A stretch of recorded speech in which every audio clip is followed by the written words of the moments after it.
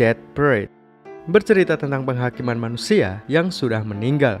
Penghakiman ini bertujuan untuk menentukan apakah seorang yang sudah mati akan bereinkarnasi atau dijebloskan ke alam hampa. Segala tindakan baik dan tindakan buruk semasa hidup akan ditimbang di sini. Alam baka di sini berbentuk sebuah bar yang disebut dengan Queen Dekim. Adapun hakim yang mengenakan pakaian seperti bartender bernama Dekim. Dia adalah hakim yang bertugas untuk menimbang orang-orang yang sudah meninggal. Kemudian datanglah dua orang mati di tempat tersebut. Mereka adalah pasangan yang sudah menikah. Si laki-laki bernama Takashi, si perempuan bernama Machiko. Mereka berdua sama sekali tidak mengingat apapun. Memang normalnya manusia yang sudah mati tidak bisa mengingat kematiannya sendiri. Bahkan mereka juga tidak sadar bahwa Queen Dekim adalah tempat yang berada di alam baka. Namun berbeda dengan Dekim, tentunya dia mengetahui semua ingatan dari Takashi dan Machiko. Mereka pun disambut oleh Dekim. Lalu, dia pun segera memulai proses penghakiman. Dekim meminta mereka untuk memainkan permainan yang akan dipilihkan secara acak. Mereka diberitahu bahwa permainan ini mempertaruhkan nyawa. Tujuannya untuk mengeluarkan sisi gelap mereka. Sifat buruk manusia akan keluar ketika menghadapi ketakutan, kekalahan, kekecewaan, rasa sakit, dan kematian. Inilah yang menjadi salah satu aspek penilaian oleh hakim. Tentunya mereka sudah pasti menolak. Mana ada orang yang mau bermain mempertaruhkan nyawa. Namun, mereka tidak punya pilihan lain. Mereka tidak bisa pergi kemana-mana karena pada dasarnya mereka sudah mati. Selain itu, Dekim juga memperlihatkan boneka yang menggantung seolah-olah seperti mayat. Ini adalah untuk menakut-nakuti orang yang menolak untuk bermain. Asumsi mereka adalah jika menolak bermain, maka mereka akan dibunuh. Akhirnya, Takashi dan Machiko sepakat untuk bermain. Kebetulan, permainan yang terpilih adalah Seven Dart. Tentunya ini bukan permainan biasa. Papan dart tersebut bergambar organ tubuh manusia dan tersambung dengan pemain. Jadi setiap kali jarum dart menusuk papan, maka para pemain akan merasakan rasa sakit. Tergantung mengenai organ tubuh yang mana. Jika jarum mengenai jantung, maka yang sakit adalah jantung. Jika terkena mata, maka yang sakit adalah mata. Mereka pun segera memulai permainan. Awalnya mereka tidak percaya bahwa papan dart tersebut tersambung dengan tubuh mereka. Namun, setelah lemparan pertama, mereka merasakan sendiri rasa sakit di tubuhnya. Kemudian di tengah-tengah permainan, Takashi mulai mengingat ingatannya semasa hidup. Dia mengingat kecurigaannya terhadap istrinya sendiri. Selama ini, dia mencurigai bahwa Machiko berselingkuh. Lalu ingatan tersebut mempengaruhi tindakannya dalam permainan ini. Dia mulai berambisi untuk menang, tidak peduli jika Machiko merasakan rasa sakit. Inilah yang dimaksud sisi gelap yang ada pada manusia. Tak lama setelah itu, giliran Machiko mengingat ingatan semasa hidup. Namun, yang diingat sedikit berbeda. Dia melihat kecelakaan yang menyebabkan kematian mereka berdua. Akhirnya, Machiko menyadari bahwa dia sudah mati. Informasi bahwa mereka sudah mati ternyata juga bisa memicu ingatan Takashi. Dia mulai mengingat penyebab kematiannya secara detail. Pada waktu itu, mereka berdua sedang berada di dalam mobil. Lalu di tengah-tengah perjalanan, Machiko mendapatkan panggilan telepon, namun dia tidak mau menjawabnya. Melihat itu semua, kecurigaan Takashi mulai menguat. Dia berpikir bahwa telepon tersebut adalah dari selingkuhan istrinya. Takashi mencoba merebut telepon Machiko dan mulai kehilangan konsentrasi. Akibatnya, mobil yang mereka tumpangi melesat ke jurang dan mereka pun tewas seketika. Takashi mulai menyesali perbuatannya. Namun yang membuatnya sedih bukanlah kematiannya sendiri, melainkan kematian anaknya. Ketika mereka tewas, Machiko saat itu sedang hamil. Namun, di saat yang bersamaan, Takashi masih saja tidak percaya dengan istrinya. Tiba-tiba dia menuduh Machiko bahwa anak yang dikandungnya adalah anak dari selingkuhannya. Takashi saat ini sudah benar-benar gila. Maaf, maksud saya ODGJ. Lalu yang terjadi selanjutnya, Machiko mengatakan sendiri bahwa dia memang berselingkuh. Tentu saja Takashi menjadi semakin marah. Dia mencoba menyerang Machiko dengan menggunakan jarum dart. Namun dia segera dihentikan oleh Dekim. Melihat semua kejadian ini, Dekim sudah mulai membuat keputusan. Takashi akan bereinkarnasi, sedangkan Machiko akan dikirim ke alam hampa. Setelah penghakiman selesai, salah satu petinggi alam baka bernama Nona pergi berkunjung ke tempat Dekim. Dia juga mengajak seseorang bernama Chiyuki. Tujuan kedatangan mereka adalah untuk meninjau kembali cara penghakiman yang dilakukan oleh Dekim. Ternyata mereka menonton proses dari awal hingga penghakiman selesai. Kemudian Chiyuki mengatakan bahwa ada yang aneh dengan sikap Machiko. Menurut Chiyuki, Machiko memang sengaja berpura-pura selingkuh. Tujuannya adalah untuk menyelamatkan Takashi atas dasar cinta. Machiko mengerti bahwa Takashi sudah kehilangan kewarasan. Pertama, dia sama sekali tidak bisa mempercayai orang lain. Kedua, anaknya mati karena ketidakpercayaannya terhadap istrinya sendiri. Padahal yang sebenarnya terjadi, Machiko tidak berselingkuh. Dia benar-benar mengandung anak dari Takashi. Machiko mengerti bahwa kemungkinan Takashi akan dikirim ke alam hampa karena dosa-dosanya. Lalu dia memutuskan untuk berbohong di hadapan hakim. Tujuannya supaya Takashi dikirim untuk reinkarnasi. Sedangkan Machiko sendiri akan dikirim ke alam hampa. Dengan kata lain, Machiko sudah mengorbankan dirinya sendiri demi Takashi. Mendengar semua penjelasan Chiyuki, Deki menjadi sedikit ragu. Kemungkinan dia sudah melakukan penilaian yang salah. Seharusnya Takashi lah yang dikirim ke alam hampa, sedangkan Machiko pantas untuk bereinkarnasi. Kejadian ini juga membuat Nona sedikit marah kepada Dekim. Dia pun memperingatkan Dekim untuk lebih teliti lagi dalam menilai. Setelah itu, Nona memutuskan untuk mengangkat Chiyuki sebagai asisten hakim. Tugasnya adalah untuk membantu Dekim memberikan penilaian. Karena Chiyuki lebih bisa mendeteksi kebohongan dan lebih mengerti perasaan manusia. Mulai dari sekarang, Queen Dekim akan memiliki 2 petugas penghakiman. Orang meninggal berikutnya adalah seseorang yang mati muda. Si laki-laki bernama Shigeru, si perempuan bernama Chisato. Lalu proses penghakiman pun dimulai. Kali ini, permainan yang terpilih adalah bowling. Ketika permainan dimulai, Shigeru merasa jatuh cinta kepada Chisato. Dia pun tanpa ragu segera menyatakan cintanya. Dia berkata bahwa jika dia menang dalam permainan bowling ini, dia meminta Chisato untuk menjadi pacarnya. Kemudian setelah beberapa lemparan, masing-masing ingatan mereka mulai muncul. Pada saat dia kecil, Shigeru memiliki teman sekaligus tetangga perempuan bernama Chisato. Lalu mereka pun berpisah karena keluarga Chisato pindah rumah. Memasuki usia remaja, Shigeru sempat melihat Chisato yang bekerja di sebuah tempat bowling. Setelah jam kerja selesai, Shigeru mengikuti Chisato yang pulang naik bus. Di sana, Shigeru memberanikan diri untuk menyapanya. Belum sempat berbicara panjang lebar, tiba-tiba bus yang mereka tumpangi mengalami kecelakaan. Alhasil, mereka berdua pun tewas seketika. Sementara Chisato sendiri juga mulai mengingat ingatan semasa hidup. Dia mengingat operasi plastik yang dilakukannya semasa hidup. Dia pun mengingat jati dirinya yang asli. Ternyata dia bukanlah Chisato. Dia adalah orang lain yang melakukan operasi plastik supaya mirip Chisato. Nama aslinya adalah Mai Takada. Dulunya dia adalah teman sekelas Shigeru. Sejak dia kecil, dia menyukai Shigeru. Namun sayangnya, Shigeru sangat menyukai Chisato. Akhirnya, Mai memutuskan untuk melakukan operasi plastik mirip Chisato. Tujuannya supaya dia bisa lebih dekat dengan Shigeru.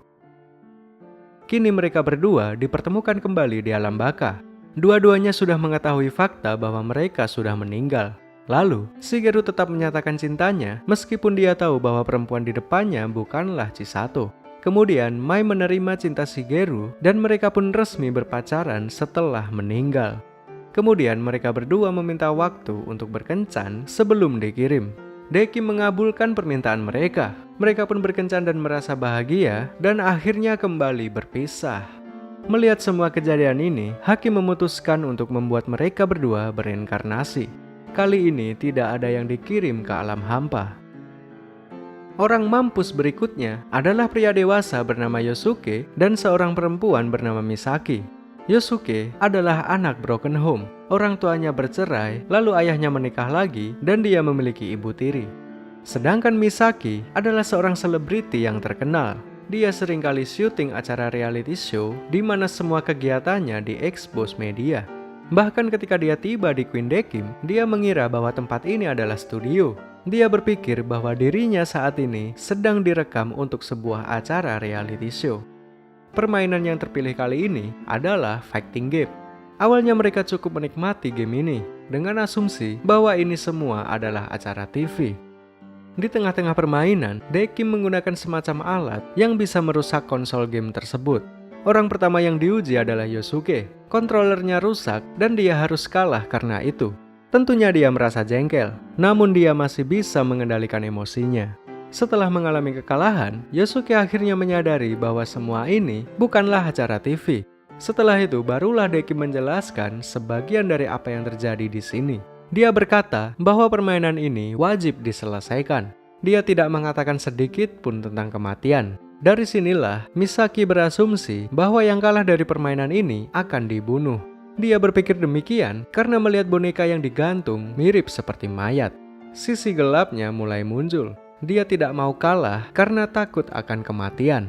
Disinilah dia akan diuji. Deki merusak kontrolernya, lalu yang terjadi adalah dia menghajar Yosuke secara langsung, bukan dihajar melalui game. Tentunya semua ini dilakukan karena dia takut kalah. Yang dilakukannya ini akan menjadi penilaian buruk di mata hakim. Setelah kejadian itu, barulah ingatan tentang kematian mereka mulai muncul. Semasa hidup, Yosuke hanya merasakan rasa hampa setiap harinya. Lalu suatu hari, dia memutuskan untuk bunuh diri. Sedangkan kematian Misaki adalah karena dia dibunuh oleh manajernya sendiri.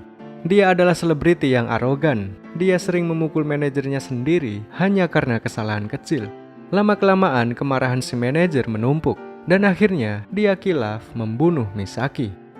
Kini mereka berdua sudah menyadari bahwa mereka sudah mati. Sekarang yang tersisa hanyalah penyesalan.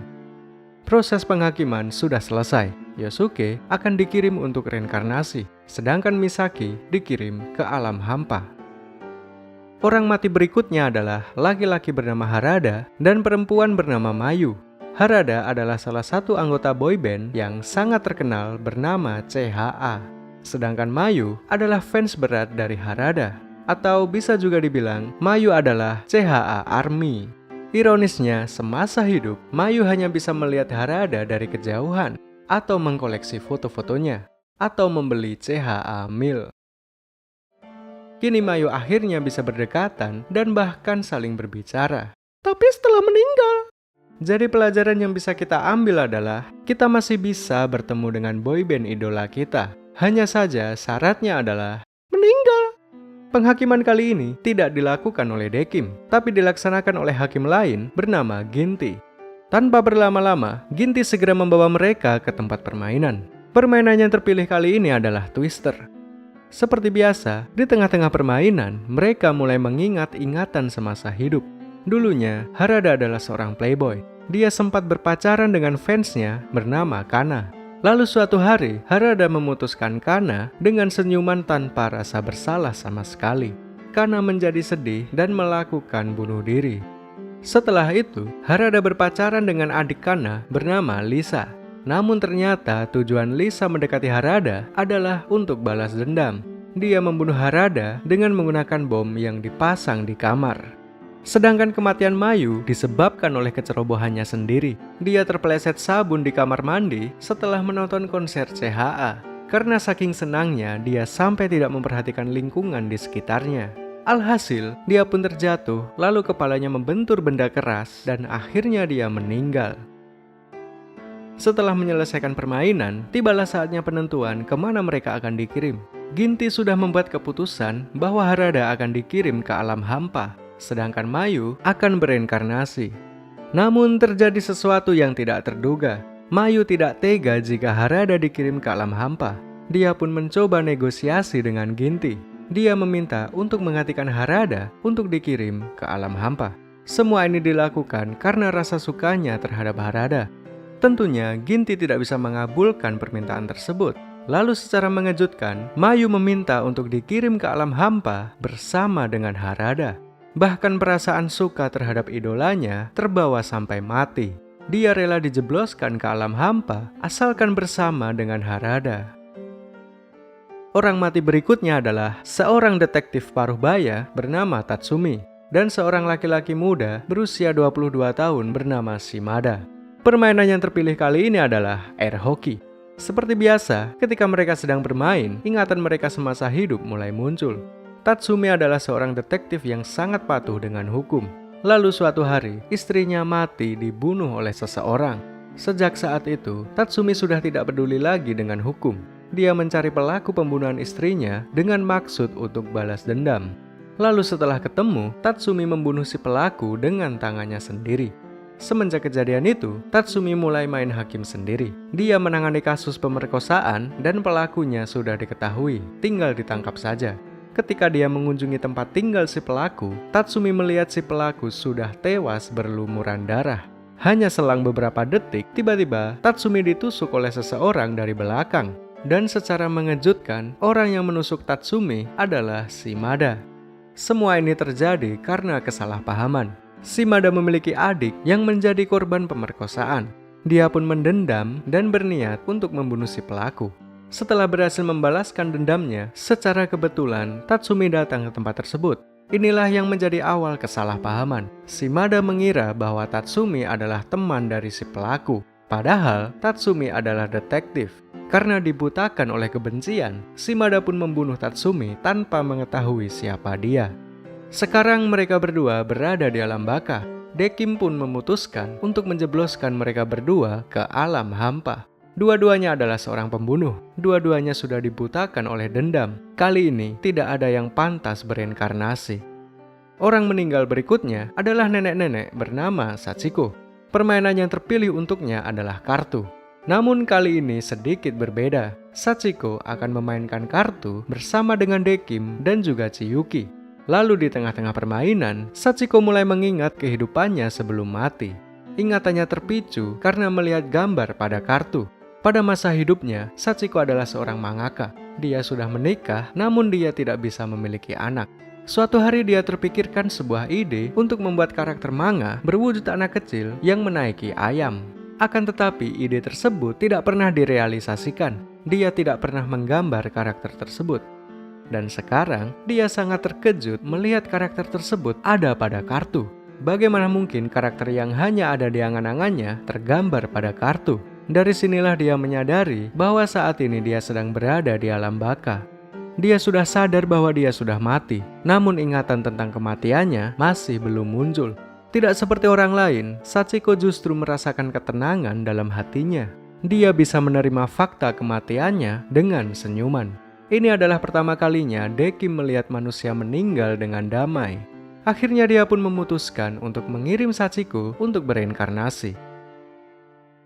Lalu di luar dugaan, permainan kartu ini ternyata juga memicu ingatan Chiyuki. Di sini terungkap bahwa Chiyuki adalah manusia yang sudah meninggal. Ketika pertama kali dia tiba di alam baka, Chiyuki sudah tahu bahwa dia sudah mati. Bahkan dia sempat bertanya kepada Dekim kenapa dia bisa mati. Ini adalah fenomena yang tidak wajar. Seharusnya manusia tidak bisa menyadari kematiannya. Kejadian ini membuat Dekim bingung dan tidak bisa melakukan prosedur penghakiman. Setelah itu, Nona sebagai petinggi alam baka memutuskan untuk menghapus semua ingatannya. Setelah itu, Nona menjadikannya asisten hakim menemani Dekim. Kini situasinya sudah berbeda. Chiyuki mengerti bahwa cepat atau lambat dia harus meninggalkan alam baka. Semua ingatannya semasa hidup pun sudah dikembalikan. Dulunya, dia adalah atlet ice skating yang sangat hebat. Hidupnya selaras dengan passion dan hobinya. Dia sudah sering menjuarai lomba-lomba ice skating yang diikutinya. Dia sangat bahagia menjalani hidupnya. Keluarganya baik, tidak broken home, karirnya baik, teman-temannya baik, tidak ada yang brengsek. Sungguh kehidupan yang diinginkan banyak orang. Sampai pada suatu hari, dia mengalami kecelakaan ketika bermain ice skating. Dia terjatuh dan mengalami cedera pada lututnya. Cederanya sangat parah dan dia divonis dokter tidak akan bisa bermain ice skating lagi. Dari sinilah kehidupannya mulai berubah.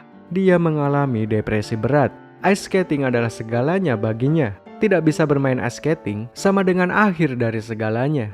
Dia hanya merasakan rasa hampa setiap harinya. Padahal keluarga dan teman-temannya sangat peduli terhadapnya. Namun dia tidak bisa merasakan semua itu. Keluarga dan teman-temannya terasa seperti orang asing baginya. Lalu suatu hari, dia memutuskan untuk bunuh diri. Setelah itu, Dekim membawa Chiyuki ke semacam tempat simulasi.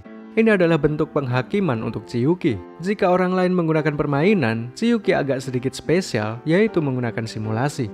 Di sini dia melihat ibunya menangis setiap hari.